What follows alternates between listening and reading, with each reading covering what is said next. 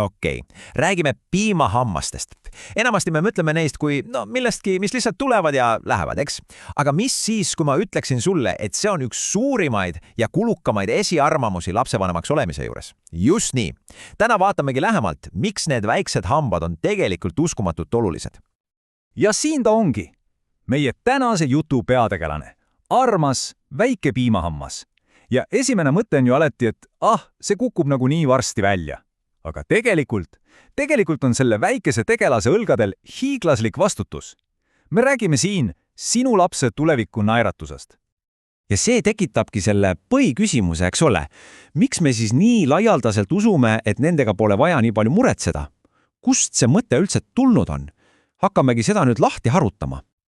Nii, esimene peatus, piimahamba müüt. Lähme ja lammutame selle täiesti laiali. Sest kuigi see kõlab nagu mingi süütu vanaema jutt, on sellel tegelikult päris tõsised ja tihtipeale ka väga kallid tagajärged. Okei, mis see müüt siis täpselt on? No see on see levinud arvamus, et kuna piimahambad niikuinii välja kukuvad, siis pole nende tervis justkui nii tähtis. Aga see on ausalt öeldes täiesti vale. Ja kohe näed, miks? Nüüd aga, asja juurde. Kuidas see müüt siis päris elus probleeme tekitab? Mängu tuleb üks nähtamatu vaenlane ja panused on siin palju kõrgemad kui lihtsalt paar aastat kestvad piimahambad. Ja see vaenlane on muidugi kaaries, hambaauk, aga mis teeb selle olukorra eriti petlikuks ja ohtlikuks, on see, et piimahammas on selle rünnaku vastu šokeerivalt kaitsetu. Ta on lihtsalt nõrgem. Ja selleks on täiesti selge bioloogiline puljus. Vaata, lapse hambaemaal on palju ehem ja nõrgemalt ehitatud kui täiskasvanu oma. Mida see siis tähendab? See tähendab, et kui hambaauk ründab, siis see ei hiili vaikselt, vaid levib nagu kulutuli. Palju kiiremini ja agressiivsemalt. Ja see kiire levik, see on nagu allakäiguspiraal. Algab kõik väikesest, peaaegu nähtamatust augukesest. Siis tuleb valu ja põletik. Ja sealt edasi võib tekkida juba mädakolle, mis omakorda võib mõjutada lapse üldist tervist. Me räägime siin palavikust ja tursest, see pole enam nali. Aga see pole veel kõik. Asi ei piirdu ainult hetkevaluga. Vaatame nüüd natuke tulevikku, sest see, mis juhtub piimahammastega, käivitab doominoefekti ka jäävhammaste jaoks. Ja siin ongi see kõige olulisem asi, mida meeles pidada. Piimahambad on looduslikud kohahoidjad. Mõte neist kui platsihoidjatest. Nende ülesanne on hoida ruumi jäävhammaste jaoks, mis seal igeme all loodavad oma aega. Nad on nagu teejuhid, kes näitavad uutele hammastele ette, kuhu täpselt kasvada. Ja see pilt siin näitab seda kontrasti ideaalselt.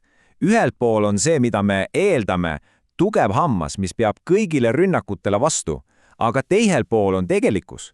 See on pidev võitlus, kus see väike piimahammas on tegelikult päris haavatav. Ja mis juhtub siis, kui see ülioluline kohahoidja kaob liiga vara? Lühidalt öeldes kaos. Jäävhambad hakkavad triivima, kasvavad viltu, tekib ruumipuudus ja tulemuseks on, hambumusprobleemid, mis tähendavad tihtipeale aastad kestvad ja väga kulukat ortodontilist ravi tulevikus. Okei, aitab hirmutamisest. Räägime nüüd lahendusest. Sest hea uudis on see, et seda kõike saab vältida. Kuidas? Strateegia on tegelikult uskumatult lihtne. Üks sõna, ennetus. On üks ütlus, mis võtab selle kõik ideaalselt kokku. Ennetamine on alati parem kui ravi. See ongi kogu asja tuum. Ja see ei säästa ainult aega ja raha. Kõige tähtsam on see, et see säästab last valust ja ebameeldivatest kogemustest. Ja kes on siis meie parim abiline selles võitluses? Muidugi hambaarst. Regulaarsed kontrollid pole lihtsalt mingid suvalised visiidid. Mõtle neist kui strateegistest missioonidest, mille eesmärk on hoida vaenlane eemal ja kindlustada terve naeratus. Mida siis selline kontrollvisiit endast kujutab? See on nagu täielik hoolduspakett. Hambad puhastatakse professionaalselt, neid tugevdatakse fluoriidiga, leitakse üles pisikesed probleemid enne kui need suureks kasvavad ja mis on eriti oluline, sa saad personaalsed juhised ja nippid, kuidas kodus iga päev kõige paremini hammaste eest hoolitseda. Ja siit jõuamegi kõige olulisema punktini. Lõppkokkuvõttes ei räägime siin ju ainult hammastest, me räägime investeeringust. Investeeringust lapse tulevikku, tema heaolusse, enesekindlusse ja nairatusesse, mis saadab teda terve elu. Mõtle korraks sellele. Laps, kes käib regulaarselt kontrollis, ei õpi hambaarsti kartma. Vastupidi, ta õpib, et hambaarst on sõber, kes aitab. Ta saab tervislikud harjumused kaasa juba maast madalast ja see annab talle enesekindluse ja teadmised, kuidas oma tervise eest hoolitseda ka siis, kui ta on juba suur. Ja see seos läheb tegelikult palju sügavamale. Terve suu ei tähenda ainult ilusaid hambaid. See tähendab paremat tund. See tähendab, et laps saab korralikult süüa ja saab kõik vajalikud toitained kätte. See tähendab paremat keskendumisvõimet koolis. Kõik on omavahel seotud, see on üks suur tervik.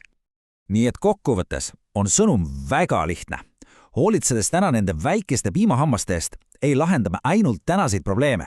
Me paneme aluse tervemale, enesekindlamale ja õnnelikumale tulevikule. Ja see on investeering, mis tasub enda alati ära.